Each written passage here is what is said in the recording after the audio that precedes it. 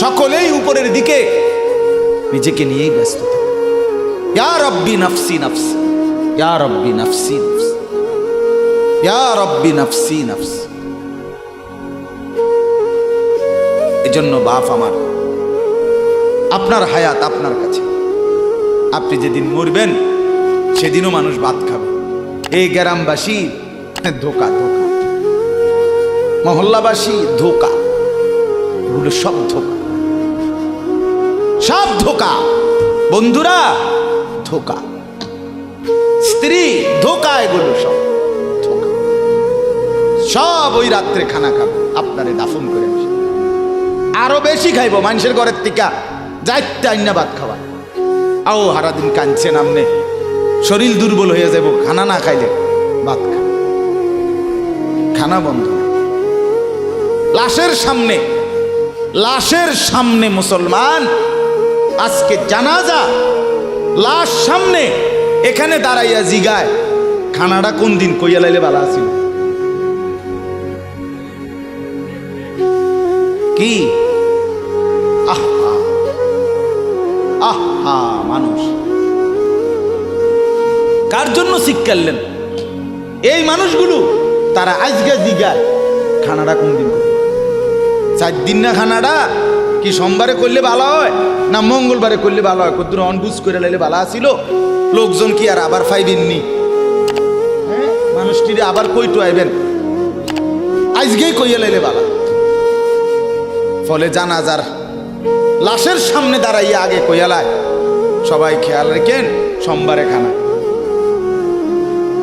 আহ, এর নাম দুনিয়া, এর নাম, এর নাম দুনিয়া। এই জন্য দুনিয়া বড়ই স্বার্থ।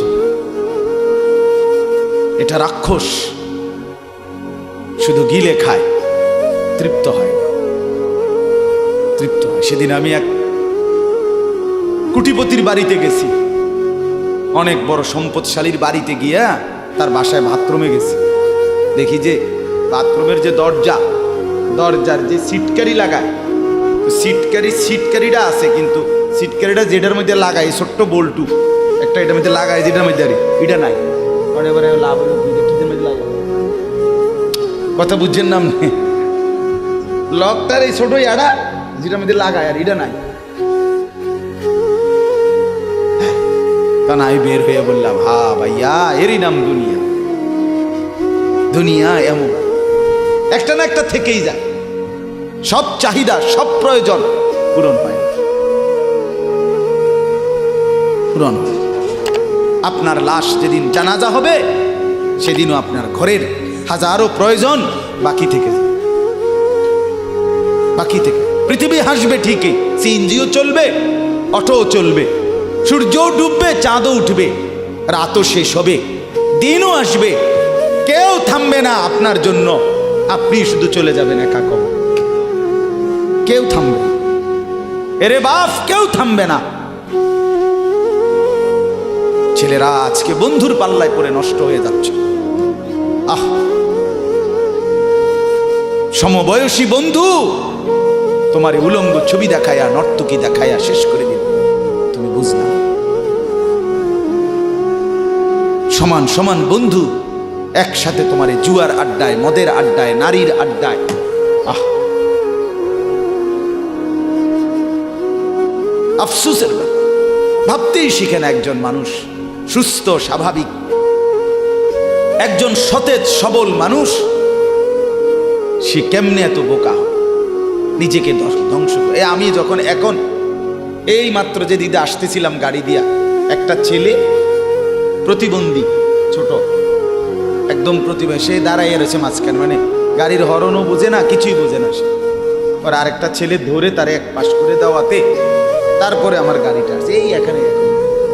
এই ছেলেটা তো অবুঝ হইতে পারে, এই ছেলেটা তো প্রতিবন্ধী, সে তার ভালো মন্দ বুঝে না।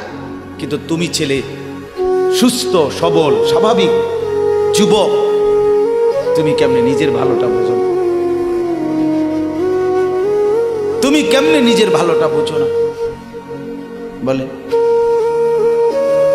এত মানুষের জানাজা, কবরস্থান নাই এমন কোন এলাকা আছে? বলেন, আপনাদের মহল্লায় কবরস্থান নাই? আপনারা কোনোদিন জানাজা পড়েন নাই? আপনারা লাশ দেখেন নাই? তাহলে জলজ্জান্ত মানুষ আজকে কবরে। জনাব হযরত মাওলানা আব্দুল বারী সাহেব, আমার তো পুরা মনে আছে কত সময় আমার সাথে, কতদিন বয়ান একসাথে দেখছি, বসছি, কথা বলছি। কোথায় হারিয়ে গেল?